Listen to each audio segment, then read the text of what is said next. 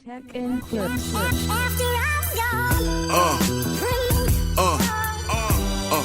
Yeah. Hello guys, welcome back to the channel. So shout out to Grunge for this video. RIP Ozzy Osbourne, the wildest man to ever live. Yes, this video spans a little over 27 minutes, so we better not waste any more time. Let's watch it together. Definitely get as always, my thoughts about it. I hope that you guys stick with me till then. Let's watch this, guys. After years of health complications and one last blowout show, rock god Ozzy Osbourne died on July 22, 2025 at the age of 76.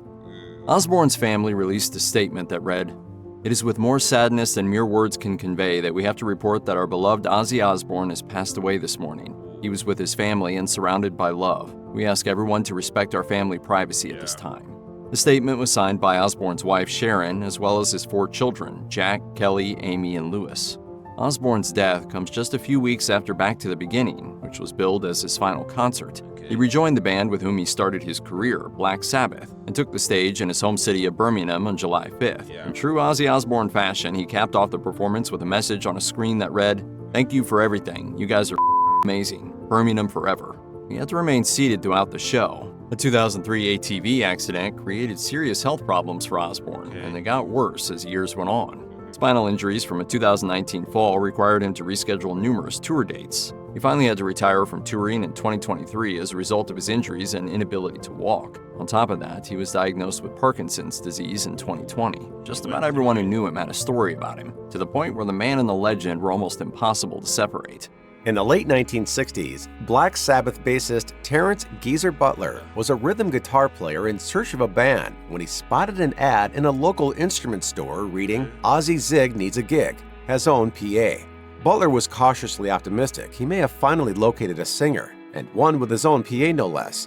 A definite plus for any struggling band. Noting the address was not far from his own, Butler made the trip to check out this Ozzy Zig character. Unfortunately, Ozzy was out, but he would show up on Butler's doorstep later the same day. In a 2019 interview with Music Radar, Geezer Butler recalled meeting Ozzy for the first time, saying, "I opened the door and there was this skinhead with a factory gown on, no shoes or socks, a chimney brush over his shoulder, and a sneaker on a dog lead." Despite Ozzy's odd appearance, Butler knew he found his man, adding, "He was perfect for my band."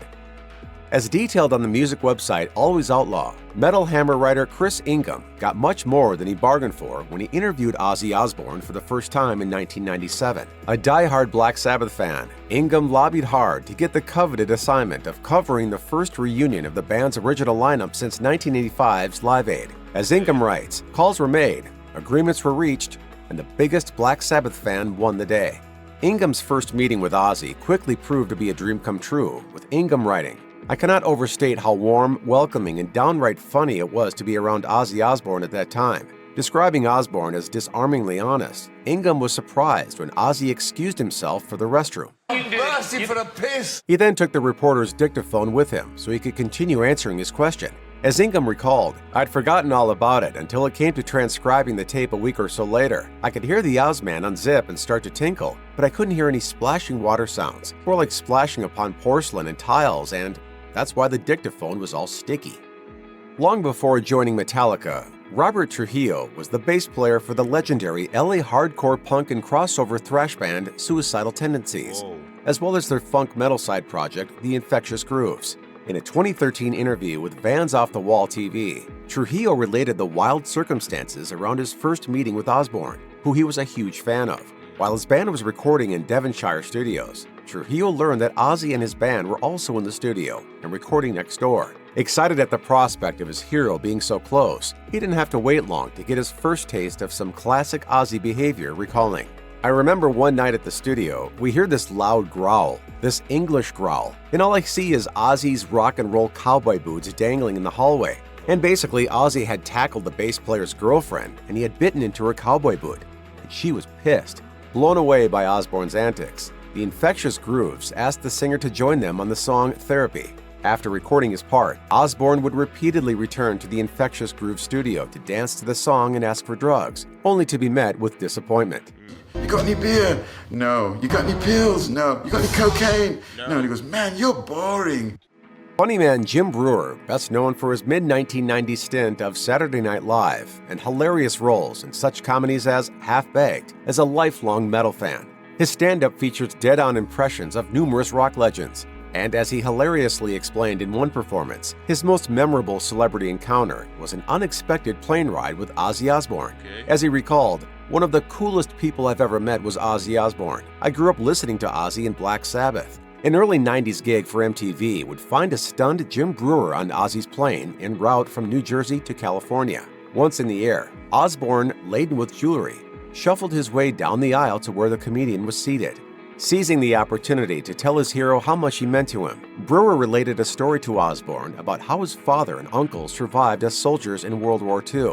Visibly moved by the anecdote, Ozzy lowered his sunglasses and spoke some heartfelt but totally unintelligible words that Breuer proclaims he will never forget. In the 1980s, Guns N' Roses' penchant for excess was unrivaled. Riding high on the success of their 1987 debut, Appetite for Destruction, GNR indulged in every vice the music scene had to offer. Nevertheless, not even the band's hard-partying lead axeman Slash could keep up with Ozzy Osbourne's appetite for alcohol, or at least he had trouble getting on his schedule. In a 2010 fan Q&A for Revolver, Slash recalled his first boozy encounter with Ozzy in either 1989 or 1990. The two met in his hotel room, where Ozzy discovered a bottle of Jack Daniels that Slash was happy to share. He then suggested the two go down to the hotel bar after Slash took a shower. Little did he know that his meeting with Ozzy was already over, saying, "So he took off and I got up to take a shower. And by the time I was done, someone came to tell me that Ozzy had passed out and they'd taken him home. And this was at like 9 in the morning. Fortunately, it was not their last meeting. Over the years, Slash and Osbourne have shared the stage many times. In 2010, the duo recorded Crucify the Dead for Slash's self-titled solo album. Most recently, the top-hatted guitar player contributed tracks to Osbourne's 2020 album, Ordinary Man. After struggling through her early solo career with two albums that failed to spark much interest, ex-Runaways guitarist Lita Ford hired Sharon Osbourne as her manager, marking a dramatic change in her musical fortunes. With Osbourne guiding her career, Ford would record her most successful album ever, 1988's Lita, with the highlight of the album being Close My Eyes Forever, a ballad featuring Ford trading vocals with Ozzy Osbourne. Reaching number 8 on the Billboard Hot 100, the song remains the biggest hit for both artists. Amazingly, the song came together during Ford and Osbourne's first meeting, as Ford told Guitarist Exchange, "One day, Sharon and Ozzy came to visit me in the recording studio. Sharon got bored and left the studio. Next thing I know, Ozzy and I are playing pool and drinking wine, and we came out with Close My Eyes Forever. It was really an accident. What a great accident."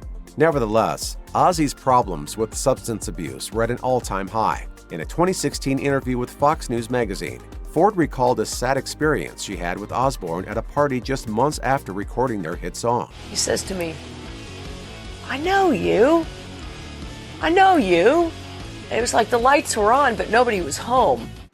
Sabotage might not have the name recognition of Iron Maiden or Metallica, but true metal fans know the band as one of the most influential bands in the genre. Like nearly all 80s metal musicians, Sabotage founding member and lead singer John Oliva cites Black Sabbath and Ozzy Osbourne as prime influences. In the mid-1980s, after a low point for Black Sabbath marked by the album Seventh Star, Oliva was approached to join the band. Unfortunately, the audition never happened, and Black Sabbath instead recruited vocalist Tony Martin for 1987's The Eternal Idol. However, if Oliva had joined the legendary metal band, it's unlikely that he could have lived up to the outrageous standards set by founding frontman Ozzy Osbourne. When asked if he ever met the legendary singer, Oliva responded with a typically outrageous anecdote of having dinner with Ozzy in Florida, saying in an interview for the metal website Crystal Logic, "I was with a group of people who won a radio contest, and that's what the prize was, to have dinner with Ozzy. I remember he came out in an evening dress and was totally wasted. One of the funniest things I've ever seen, and it didn't last very long." Aside from Sharon Osbourne, the person most responsible for pulling Ozzy out of his post-Sabbath career slump was guitarist Randy Rhoads. In 1979, Rhoads was one of LA's hottest guitarists and Edward Van Halen's chief rival. His band Quiet Riot had attained a large and loyal following in Japan, but had failed to gain traction in the United States outside the California club scene. At the urging of bassist Dana Strum, Rhodes reluctantly auditioned for Ozzy Osbourne. Rhodes, a dedicated musician with classical influences, was no Black Sabbath fan, but with Quiet Riot stalling out, he decided to take a shot at the gig.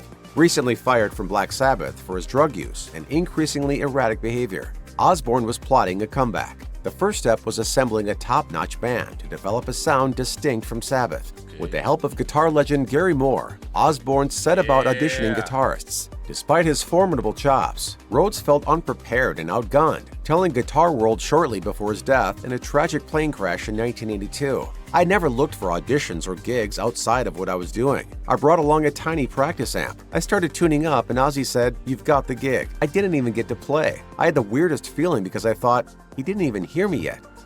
For better or worse, Ozzy Osbourne always makes an impression. Known to be gracious and accommodating to his fans, Ozzy himself is just a music fan at heart, an admitted Beatles superfan. A brush with Paul McCartney once reduced the Prince of Darkness to a nervous fanboy. However, you may be surprised at another star who's left Ozzy speechless. As reported by Contact Music, pop songstress Taylor Swift left Ozzy Osbourne in awe. According to an October 2013 article, Sharon Osbourne told the audience of The Talk that she and Ozzy had unexpectedly bumped into Swift while shopping in Los Angeles over the weekend and struck up a conversation with Sharon saying, "He was so blown away with her beauty and the aura that she projects. Ozzy said to me, 'I finally met somebody that I can say is a true superstar.'" When asked by Conan O'Brien if she was afraid that Ozzy might make a play for the singer, Sharon Osbourne laughed off the idea, saying that Ozzy had more of an admiration than a crush. She's a lovely young girl, and he just happens to think that she is a great example. He thinks that she's really beautiful and talented. Sharon Levy was only 16 when she first laid eyes on Ozzy Osbourne. Invited by her father, famed music promoter Don Arden, to see an up-and-coming act at London's Marquee Club, she had just joined the family business as a receptionist. The band, of course, was Black Sabbath. The buzz around the group and their upcoming debut album was palpable, and Arden hoped to snatch them away from their comparatively small-time management. Raised in the business, Sharon was practically a music industry veteran as a teenager, but she'd never seen or heard anything like Black Sabbath. Sharon wrote of the experience in her 2005 autobiography, Extreme, writing, "And it was just a brilliant show. You didn't have to know anything about the genre, and none of us did, because it didn't really exist until Black Sabbath invented it." The following day, Arden brought the band to his office to discuss adding them to his stable of artists, and Sharon got her first good look at Ozzy and detailed it in her book writing. Although it was winter, he was wearing open sandals. For a shirt, he had a pajama top, and on a string around his neck was a beer tap. Although most people these days know Rick Astley as an internet meme, in the 1980s, he was one of the biggest pop stars in the world. Astley's 1987 album, Whenever You Need Somebody, generated a string of hits, including the smash Never Gonna Give You Up, propelling the 21-year-old British-born singer to worldwide fame. In 1994, Astley, then just 27 years old, left the music scene entirely to concentrate on family life. Astley began a comeback in 2000 and embarked on a successful tour 4 years later. Obviously, it's hard to imagine the perfectly coiffed pop star having much of anything in common with a rock and roll wildman like Ozzy Osbourne. But as Astley told Rolling Stone in 2016, the unlikely duo found themselves engaged in a bar-side conversation at Los Angeles' Sunset Marquis Hotel. Recognizing Astley, Osbourne strolled over to say hello. Soon, Ozzy was giving the Together Forever singer his recommendations for musicians for Astley to take on his upcoming tour. Recognizing that her husband was out of his element, Sharon Osbourne quickly came to the rescue. According to Astley, Sharon exclaimed, "What the bloody hell do you think you're doing? Do you really think he wants to work with the long-haired guys that you do?" In the 1950s, singer Pat Boone was the squeaky clean alternative to raucous rockers like Elvis and Chuck Berry. But by the next decade, Boone would move away from pop music to concentrate on a successful career in gospel music. In 1997, a leather-clad Boone shocked the world with Pat Boone in a Metal Mood, No More Mr. Nice Guy. The album, which featured jazzy covers of hard rock and metal hits including Van Halen's Panama and Ozzy Osbourne's Crazy Train, was Boone's first mainstream hit in decades. Boone first met Ozzy Osbourne when a rocker and his family moved next door to his Beverly Hills home. Surprisingly, Straight Arrow Boone and Ozzy hit it off right from the start, with Boone telling the Television Academy Association in 2010, "He told me about being in Alcoholics Anonymous and said, 'I even say an odd prayer now and then.' I said, "It's not odd to me, Ozzy." In 2002, Boone expressed his love for the Osbournes as neighbors to the Associated Press and detailed his fondest memory with the couple, riding bikes with Sharon through Beverly Hills as she towed Ozzy along behind in her wagon. As a fan of classic-era Black Sabbath, guitarist Kirk Hammett felt the pressure of being the lead-in for Ozzy Osbourne when Metallica opened for the legendary singer in 1986, but told Gibson TV that the band got the seal of approval from their hero when Ozzy showed up at a soundcheck. He recalled, "We were playing maybe Black Sabbath's Hole in the Sky, or maybe Symptom of the Universe, and all of a sudden, out in front of the stage, there's Ozzy with a big old smile going, 'Yeah, yeah, yeah.'" Touring with the rock and roll madman, however, came with some rules that Hammett and the others were to stick to. We were told by Sharon the entire time, can't drink around Ozzy. Can't drink, you know? If you're going to drink, pour it in a solo cup. However, Ozzy fell off the wagon with a little help from bassist Cliff Burton, who Ozzy found on their tour bus, with Hammett saying, "And so after about 20 minutes, all of us go on, and there's Ozzy on our bus, and he's drinking. Now we're like, holy shit. What are we going to do?" Eventually, Osbourne's tour manager was able to extricate him from Metallica's bus. Somehow, the band escaped Sharon's wrath and remained on the tour. Former Black Flag singer and spoken word artist Henry Rollins is a huge fan of Ozzy Osbourne, and he's never been shy about expressing his love for early Black Sabbath. While introducing Black Sabbath's return in 2011, Rollins explained how Black Sabbath's music changed his life, saying, "I was a very alienated young person. When I heard Black Sabbath, my life had a soundtrack. I realized that there were some people out there using music to make great statements. High school became powerless over me after that." Never expecting to meet his idol, Henry Rollins jumped at the opportunity when his management arranged for the Rollins Band to open for Osbourne in 1996. Feeling Osbourne was too big to spend time with the opening act, Rollins hoped he would at least get a glimpse of Ozzy at the show. As Rollins explained in one of his spoken word performances, he got much more when the band received an unexpected knock on their dressing room door. He recalled, "The door opens up, Ozzy walks in, no shirt and a cigar." Introducing himself, Osbourne asked if he could hang out with Rollins and his band. A gracious Ozzy Osbourne thanked the Rollins Band for opening and promised that he would accommodate their every need. Ozzy Osbourne was in the midst of his Diary of a Madman tour on January 20th, 1982, when he appeared on stage in Des Moines, Iowa, at the Veterans Memorial Auditorium. It was a day that would go down as one of the most infamous in rock and roll history. Prior to the show, he appeared on a handbill wearing a cape and devil horns. Emblazoned across the top of the advertisement were the words, "Just when you thought it was safe to go back to a concert." Parental guidance was recommended, and concertgoers were urged not to eat before attending. Little did anyone know what was about to transpire that fateful night. 17-year-old Mark Neal smuggled a dead bat into the show, with every intention of throwing it on stage. And after he did, Osbourne bit the creature's head off. It wasn't Batman, it was like a bat, a real bat, yeah. The singer later checked into a local hospital for rabies shots. Decades later, Osbourne continued to field questions about the incident, with people frequently asking why he did it and how it tasted. Somebody threw a bat on stage, and I thought it was one of these toy bats. So I picked it up, bite the thing's head off, and suddenly everybody's freaking out because it's a real bat.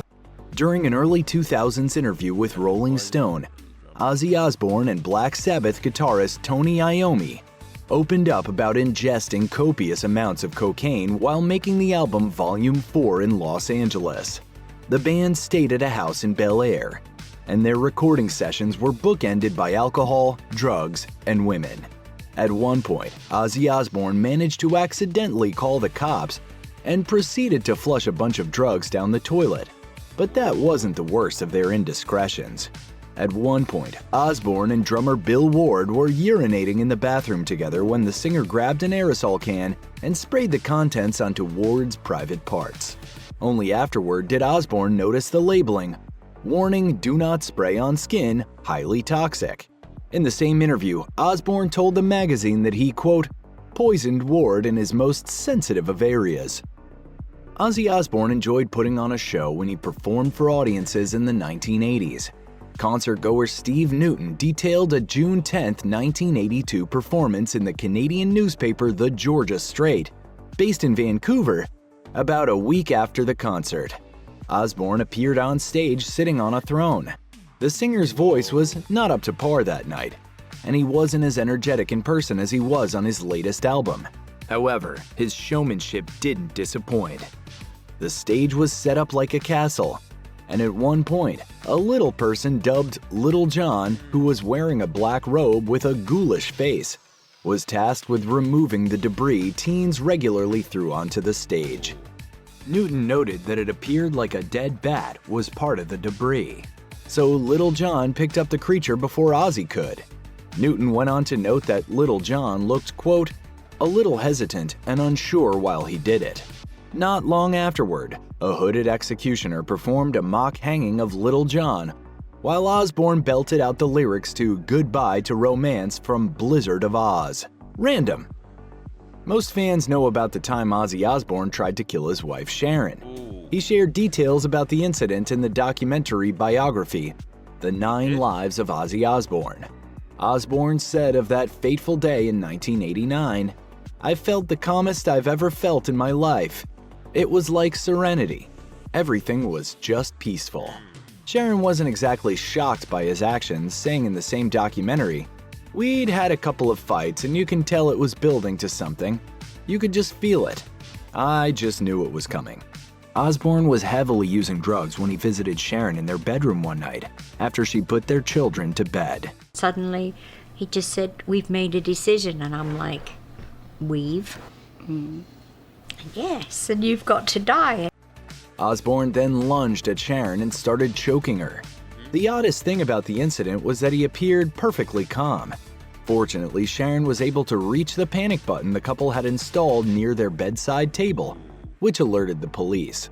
When Ozzy later woke up in jail, he didn't know why he was there. Sharon dropped all charges against her husband, and Osbourne spent 6 months in a treatment facility.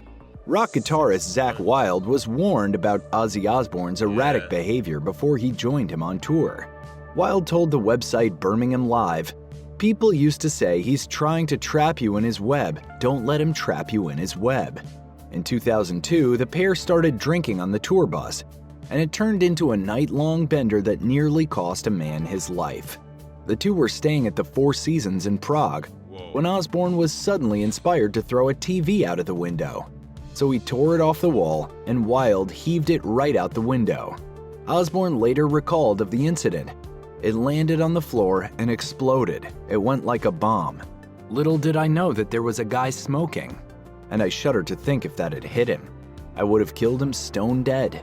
The incident caused tens of thousands of dollars worth of damage because they broke the window frame during the process. Osbourne footed the bill. On February 19, 1982, Ozzy Osbourne, as usual, had consumed a few too many drinks before committing one of rock and roll's most infamous transgressions. He was wearing his future wife Sharon's dress when he decided to explore San Antonio, Texas, just for the heck of it.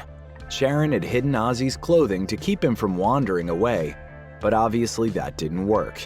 Across the street from the Alamo building, Osbourne relieved himself on the 60-foot Alamo cenotaph, which honors the dead. The singer was arrested and later released on a $40 bond. That night, he performed at the city's convention center, but he was later banned from playing in San Antonio until 1992. Yeah, it took me like 15 years to be able to do a show there. He publicly apologized for the incident and donated $10,000 to the group that takes care of the Alamo property. Ozzy said at the time, I am deeply honored that the people of San Antonio have found it in their hearts to have me back. I hope that this donation will show that I have grown up. On March 27, 1981, Ozzy Osbourne attended Epic Records' annual sales convention at the suggestion of his manager and future wife Sharon Arden. Osbourne was scheduled to talk about the US release of Blizzard of Oz. The plan was for 3 doves to be released after he finished, to impress the executives at the event. Unfortunately, Osbourne was a little drunk on brandy and bored with the presentation, so he took matters into his own hands. As recalled by the singer in Mick Wall's Black Sabbath biography, Symptom of the Universe, Osbourne noted that a PR woman was giving a long-winded speech about his music. When she was finished, Osbourne went up to the woman and asked her if she liked animals. In retelling the story to Wall, Osbourne went on to add, "Then I pulled out one of these doves and bit its head off, just to shut her up. Then I did it again with the next dove, spitting the head out on the table, and the woman fell on the floor screaming." Osbourne was thrown out of the event, but his continued legacy of animal cruelty turned out to be a boon for his career. Blizzard of Oz ended up selling millions of copies, and he cemented his reputation as one of heavy metal's most notorious rock stars. Ozzy Osbourne is famous for his drug and alcohol-fueled benders, which went on for decades. In 1978, Van Halen served as the opening act for Black Sabbath and featured frontman David Lee Roth, who also liked to party. Roth ended up participating in what could have been a deadly game with Osbourne. Author Greg Renoff revealed the details in the 2015 book Van Halen Rising, how a Southern California backyard party band saved heavy metal. At the time, Black Sabbath as a whole was spiraling out of control due to drug use, and Van Halen was riding high on its first world tour. Roth and Osbourne ended their performance in Birmingham, Alabama by snorting cocaine. They then challenged each other to see who could do the most coke without dying. The pair snorted copious amounts throughout the night while the tour buses headed to Nashville for the next show. When they arrived in Tennessee, Osbourne never received the key to his hotel room and simply disappeared. The police were alerted, and there were fears that he had either been kidnapped or killed. Ozzy's manager asked Roth if he could fill in for him at the concert, but Roth didn't know the songs. The concert was canceled, and about 24 hours later, Osbourne showed up in the hotel lobby. He had spent the time sleeping in a random room that was being cleaned by a housekeeper. In his book Iron Man: My Journey, Through Heaven and Hell with Black Sabbath, guitarist Tony Iommi opened up about life in the band and some of the crazy things that happened when they were recording and touring together. Ozzy Osbourne was known for his heavy drinking and drugging, which led to some insane antics. At one point, even drugs weren't doing enough for Osbourne, so he had to find other ways to get a rise out of his bandmates. Iommi explained, "With drugs always you get bored, so you must do something to one another.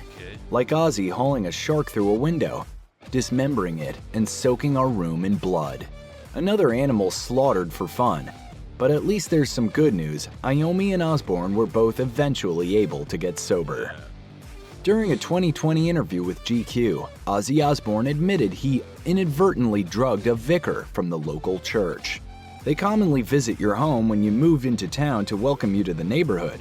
Prior to his visit, Osbourne had made a cake with a, quote, "big hunk of hash," and he told his wife at the time, Thelma Riley, that it was off limits. A few days later, Osbourne returned from a trip to the local pub and saw a vicar in his home drinking tea and eating a piece of the cake. Osbourne didn't have a driver's license, but when the man passed out, he dragged him into his car by his hair and drove him home. Osbourne later recalled, "I didn't see him for 2 weeks after that and I thought I'd killed him." Osbourne finally saw him at the pub on a Sunday morning. The vicar revealed he had flu-like symptoms and hallucinated for several days, causing him to miss church services. Whoa.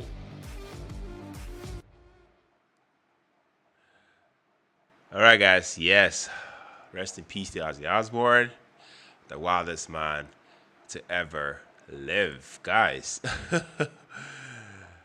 Man, this was something else, I have to say. I mean, Ozzy Osbourne, as we all know him, isn't just a rock legend. This man, he is rock and roll. Watching, this tribute, to me was like, flipping through the pages of chaotic, brilliant and brutally, honest, history book. The man lived through things most of us, couldn't even, imagine. Yet somehow, he made it all look, like art. This video, I love the fact that it really captured the madness and the magic, of Ozzy. From Black Sabbath's, dark, heavy breath of metal, to this, to his outrageous solo career. This guy defined what it meant, to be a wild man in music, and yet, underneath all that chaos, was a survivor, a fighter. There's something, sobering, about seeing it all laid out like this. I mean, his size, his lows, his battles with addiction, and his impact on generations of music, of musicians. I mean, it's more. To me, it's more than just shock value or controversy. This video definitely reminds us as fans that Ozzy, wasn't just crazy. He was real. Raw, unfiltered. I mean, if this is truly goodbye, to the Prince of Darkness, then what a ride, it's been. I have to say. I mean, this tribute isn't just a highlight reel. It's a farewell love letter to someone who gave everything, to the, music world. So yeah, whether you loved his wild antics or, his deep, eerie lyrics, one thing is for damn sure. I mean, there will never be another Ozzy Osbourne, I have to say. So yeah, rest in peace to Ozzy Osbourne. Thanks for showing us that even in darkness, there's art. Guys, let me know what you think about this video down in the comment section. Let me know if you want me to do more content such as this one on the channel. I'll be so glad to do just that. Thank you for tuning in. Thank you for watching. Name it's Philip, and also the next reaction. Take care. Stay safe. Peace out.